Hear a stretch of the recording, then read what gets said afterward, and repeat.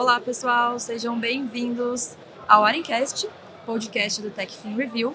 E hoje a gente está falando diretamente do evento da Startse. A gente vai receber um convidado super especial, que é o Bruno Diniz. Ele é um influenciador do setor de fintechs.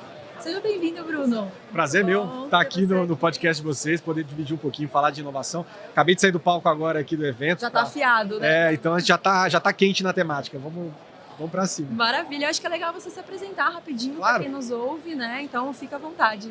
Maravilha. Bom, meu nome é Bruno Diniz, eu sou especialista em inovação no mercado financeiro.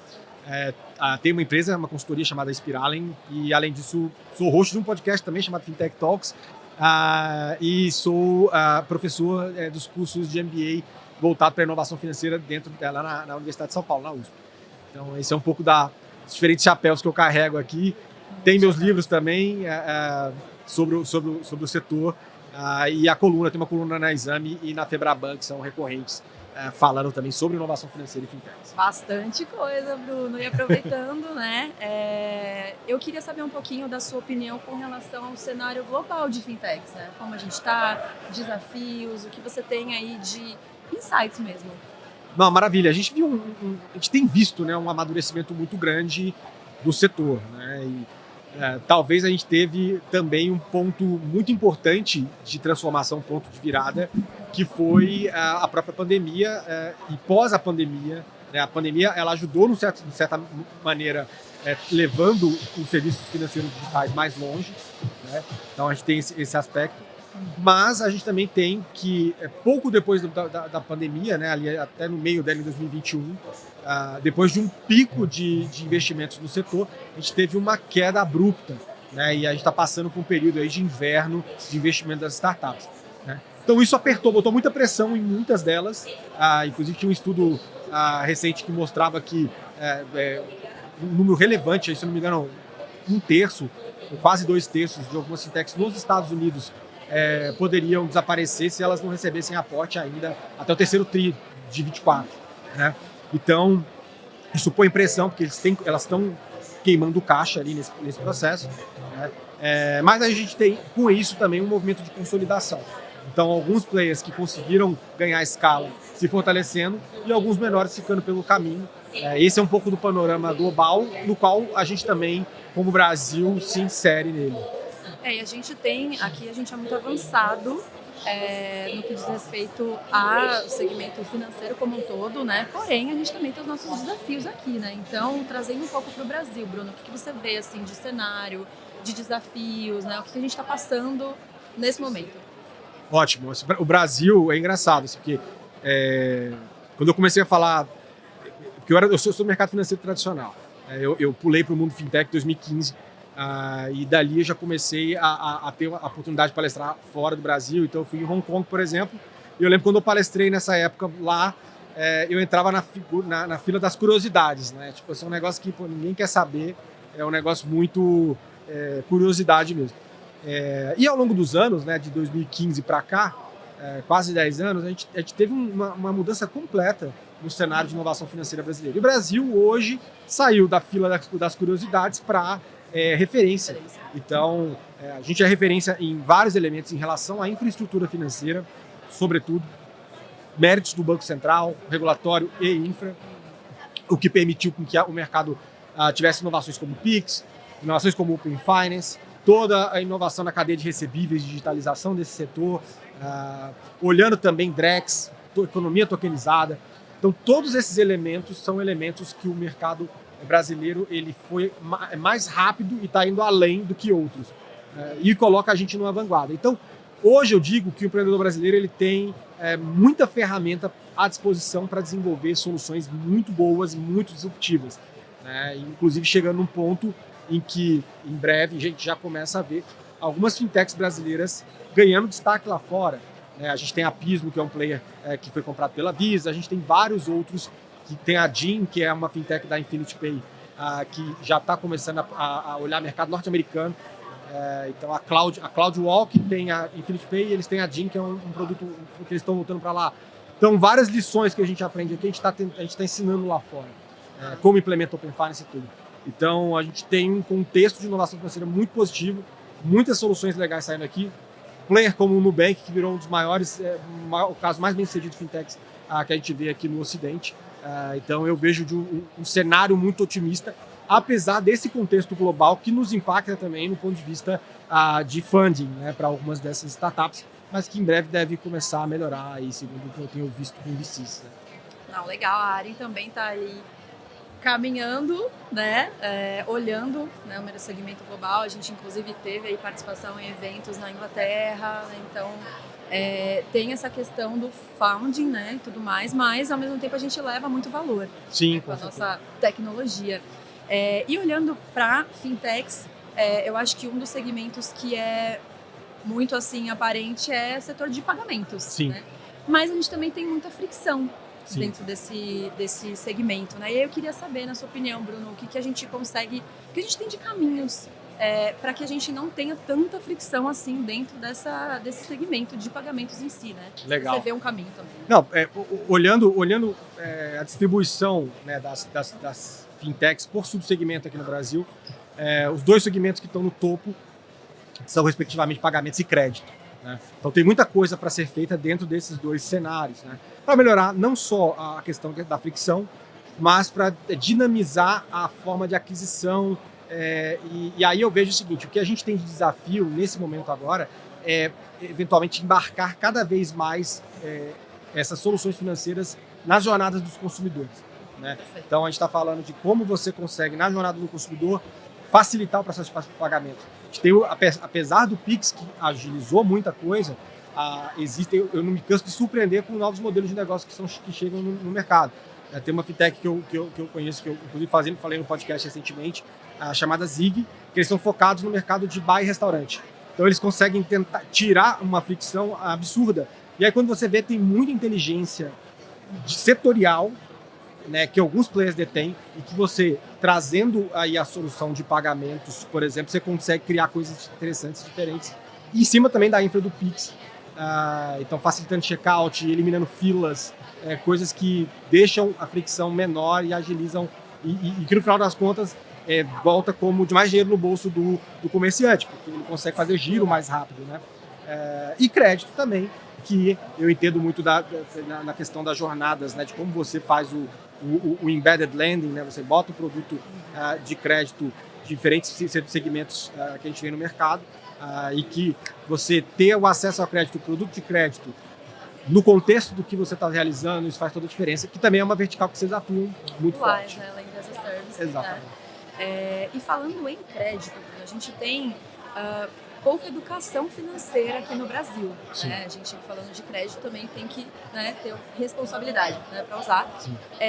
E falando nesse ponto, o Banco Central vai ter o Super App. Aí você acha que vai influenciar na educação financeira das pessoas? Como que você acha que vai assim, diretamente influenciar em algo que hoje a gente praticamente não tem, né? Não, perfeito. Para dar um pouco de contexto para a audiência sobre o Super App do Banco Central. O que né? O que o Banco Central fez? Né? Ele está propondo para o mercado um modelo de Super App financeiro e que vai ser possível construir esse Super App graças às infraestruturas que ele já colocou. Então, Pix, quando você junta Pix, Open Finance, Drex. Lembrando que com o Open Finance, por exemplo, tem uma questão chamada iniciação de pagamentos, que permite com que você movimente, por exemplo, conta em outras instituições a partir de uma instituição, sem precisar de entrar no aplicativo da outra instituição. Então isso significa, no final do dia, que você vai ser possível o mercado construir, diferentes players de mercado construírem uma tela onde ali você consolida todas as informações de outras instituições, você consome produtos de todos os outros, sem precisar passar por jornadas de fricção, né, no acesso dessas soluções. Né? Então, assim, isso vai ser fundamental, isso vai colocar mais poder na mão do consumidor, vai fazer com que ele escolha qual é o ambiente que ele quer, de fato, fazer a vida financeira dele, centralizar a vida financeira. E uma coisa que o Banco Central colocou é que existe também uma ideia de que seja utilizado inteligência artificial em cima de tudo isso. Né? E a inteligência artificial utilizada nesse contexto, ela consegue, sobretudo a generativa, explicar um produto no momento que você vai adquirir o produto, que é como se tivesse à disposição um assistente ou um call center, alguém, na verdade, vou até além, um especialista de diferentes setores do mercado financeiro ali à disposição para te ensinar a utilizar e te educar e explicar porque um produto é assim e o outro é assado. Então, temos uma chance hoje, juntando todas essas infras, em alavancar um problema que é muito sério nosso, que é a educação financeira. Já tem iniciativas nesse sentido, o Banco Central já tem discussões com o Ministério da Educação de adicionar a educação financeira no currículo, mas tem que entender que a forma como a gente consome educação, conteúdo, hoje mudou. Muito. Né? Antigamente primeiro era mais difícil achar e tudo. Hoje uma ferramenta dessa de inteligência artificial, um GPT, um chat, consegue te dar essa informação e você consumia e você esperava um momento para você utilizar esse conhecimento. Hoje, você aprende conforme você anda também. Então, o que você não tem de base, às vezes, dentro de um produto financeiro que tem essa capacidade de ensino embarcada, você também vai poder aprender. Isso vai ser transformador, eu imagino, que a gente vai poder elevar aí um pouco o que a gente tem de conhecimento financeiro no Brasil, educação nesse sentido. Literalmente na palma da mão, né? Porque antigamente existia dificuldade de você precisar de um computador para você ter acesso à informação. Né? Hoje a gente tem a facilidade de ter, né, um celular ali à mão. É claro que a internet ainda que não é disponível, né, para todos, mas tem essa facilidade de você ter ali um acesso rápido a uma informação que muitas vezes não era acessível, né, para ninguém. E não só isso, antigamente o conhecimento ele era detido por alguns players. Então, assim, você tinha que ir na escola tal de capacitação para aprender informática, por exemplo. Né? Hoje não, hoje você com a ferramenta de inteligência artificial, você pergunta, você pede um curso, ele te dá o curso, né? Isso se você quiser aprender antes. Mas do seu jeito também, na ordem que você... Com mais ou menos, mais profundidade ou menos profundidade. Essa é uma forma, então isso já quebra bastante esse monopólio de educação que existia em certa medida. Mas o grande pulo do gato para mim vai ser quando essa experiência foi embarcada no produto. Então, se você está o produto ali, você tem dúvida, e você consegue receber uma aula rápida ou com mais profundidade sobre aquilo, que antes quando trabalhava no mercado financeiro tradicional, eu fui consultor de investimentos lá na época do Unibanco. Alguém tinha que te ligar. Então, alguém tinha que me ligar, eu precisava visitar essa pessoa. Então, você tem essa capacidade de ter um Bruno, como foi naquela época, ou diferentes outros consultores ajudando, ainda tem um dilema que a gente ainda vai avançar sobre essa ferramenta de inteligência artificial dar aconselhamento financeiro, porque ela está sujeita a alucinações, alguns problemas, né, dar respostas erradas e tal. Então a gente vai avançar isso, vamos superar. Mas para coisas mais simples, como explicar produtos, eu não vejo problema e a gente vai ver muito avanço nesse sentido, com certeza. Não, perfeito, Bruno. E falando sobre avanço, olhando um pouco para o futuro, né? Você citou a inteligência artificial como algo que já está sendo desenvolvido, mas como você vê o futuro das fintechs, né? O que você vê de tendência tanto no Brasil quanto no mundo, né? Eu acho que podem ter tendências diferentes, imagino eu, porque aqui a gente está mais avançado nesse sentido, mas o que você vê pensando em futuro mesmo, assim, de tendências para esse segmento? Sim, eu vejo cada vez mais a questão das experiências embarcadas. Eu falo bastante disso no meu livro A Nova Lógica Financeira, falando sobre todo o mundo do embedded, tudo, né? E do banking as a service, lending as a service, todos os produtos que podem ser ofertados. Eu acredito que infraestrutura, nesse formato B2B, de empresas vendendo infraestrutura para que outras empresas possam distribuir produtos e serviços financeiros, é algo que tem um tremendo poder e potencial de crescimento. Tem também soluções baseadas em inteligência artificial, mas aí eu faço minha ressalva, tá? Que eu acho que eu acabei de falar também, inclusive na minha palestra aqui no evento aqui da Startse.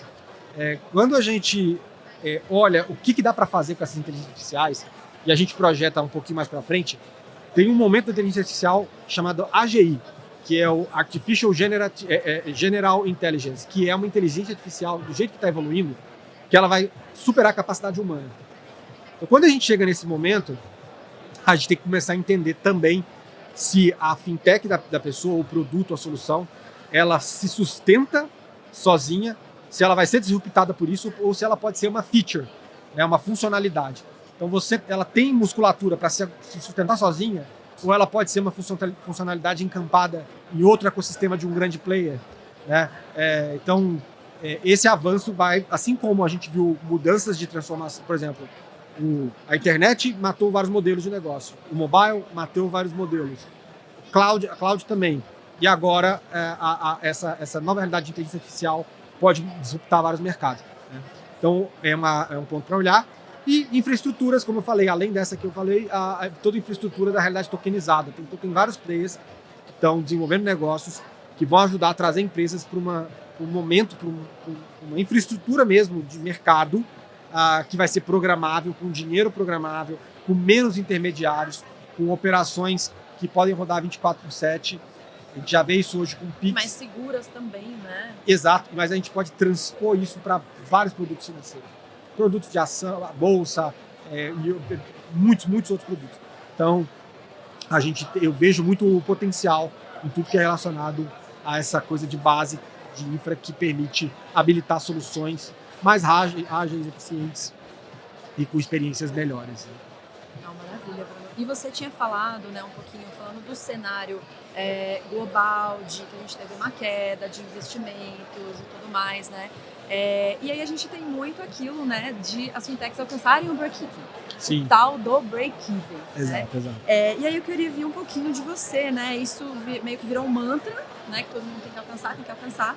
E eu queria saber de você como que isso está acontecendo na prática, né? Porque a gente olha a notícia e tudo mais e tá lá. Então, a empresa atingiu o break-even, né? Como que isso está sendo feito, né? Se você acha que algo mudou nesse processo, né? E também, para quem não sabe, né? Você falar um pouquinho sobre o break-even, o que é e o que você acha de como está sendo feito hoje, né? Perfeito. Não, falando um pouco do conceito, break-even é o ponto de equilíbrio, né? É quando você empata a conta, você não está nem dando lucro, mas também não está dando prejuízo, né? Então esse é um ponto interessante e que o mercado sempre valorizou isso durante muito tempo, né? Assim, essa é a premissa básica de muitos negócios. A questão é que durante muito tempo também o modelo das startups ele é diferente. E não estou falando que é ruim, não é juízo de valor, mas eles precisam. O modelo de startup muitas vezes diz respeito a você dar prejuízo por um tempo, você queimar caixa por um tempo, para que você cresça bastante, tenha massa crítica e transforme o seu mercado. Né? Vamos voltar no exemplo do Nubank, por exemplo. Ele é um player que fez isso durante muito tempo, gastou muito, e hoje ele criou ele chegou num ponto do mercado, num momento deles de vida, e que ele dá lucro e que ele virou a chave. Né? Mas isso ele precisou passar por aquele momento. Por que o mercado está questionando tanto isso hoje? Porque num contexto onde está faltando dinheiro de investimento, de fundos para o segmento de startups como um todo, a pressão em cima do fundador você precisa virar a chave, quando é que você vai começar a dar lucro logo? Né? O problema é que alguns não conseguiram passar, porque o diferencial da startup é isso, é crescer mais do que os seus concorrentes. E às vezes você vai precisar de dinheiro e queimar a caixa. Então alguns pularam, alguns já passaram disso e agora precisam equilibrar, equalizar a conta e ganhar eficiência na operação, buscar formas de monetização para melhorar a operação. Né? Então é mais azeitar a questão. E outro, o bolo não conseguiu nem subir, o bolo solou. Né? Então por isso que está tendo essa discussão, que o mercado hoje está vendo com muito bons olhos, assim, ok, já foi investiu, já cresceu, queimou caixa pra caramba. Quando é que você vai vir? Já transformou o mercado em termos de experiência, produto e tal. Mas quando é que você vai virar um grande player financeiramente sustentável? Então, tanto que a gente vê direto, assim, tal fintech atingiu o break-even, ou startup. Então isso geralmente é comemorado porque simboliza que, ok, conseguimos controlar custos e achar uma rota de crescimento, adquirindo receita também, controlável. Então isso está sendo muito olhado hoje e muito falado por quem atinge esse objetivo. Não, perfeito. Aprendendo muitas coisas aqui hoje, gente. E aí, Bruno, eu queria saber sobre os seus livros, né? Gente, para quem não sabe, Bruno é escritor de best-seller, né? Então, eu queria saber um pouquinho dos seus livros, enfim, né? O que os livros permeiam, né? Ótimo. Eu acho que é legal, né? O pessoal também conhecer o seu trabalho. Claro, perfeito. Eu tenho 3 livros publicados. O primeiro que eu soltei chama O Fenômeno Fintech. Então, ele saiu em 2020, comecinho de 20, e a ideia dele era realmente fazer um panorama do que foi a evolução das fintechs lá fora e aqui no Brasil, como esse movimento se deu. Ele conta muito, ele explica muito esse contexto e traz contextos históricos de como isso aconteceu. Então, o Fenômeno Fintech veio para fazer isso.